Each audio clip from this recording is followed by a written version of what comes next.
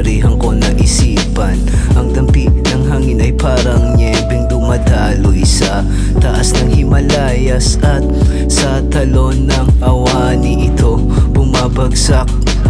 Kumakaway na alon ng binis ng sariling sa harbin ay binalot ng taglamig.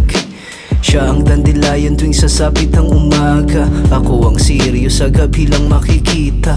Nasa kabilang dako pinagmamasdan si Luna na mag-isa.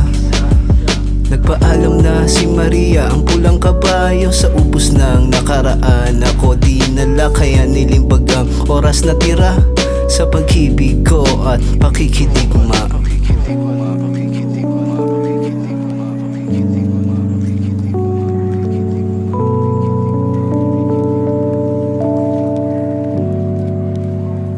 Mortal na kasalanan mang dampian ng panulat, ang sagradong namamagitan sa init ng katawang umaakit sa tukso, halimuyak na ginugusto, gumuguhit ng konstelasyon sa pulso. Kahit pagkawasak lang ang katapusan nito, eskapo sa pakiramdam ng takot at saya. Sa pagitan ng hitang makamundong pagnanasa, umaagos ang tuwa, ngunit lumalalim na ang gabing saksi sa mga hubad na salita. Euphoria ang nadarama sa tuwing kasama ka, silwetang kristal sa gilid ng iyong mapungay na mata. Mapa ng banal na katawan mo'y gustong makita. Habang lumalapit ka ay kumakapit ka sa kapirasong papel na binabad ko sa dila. O ang makasalanang paulit-ulit kang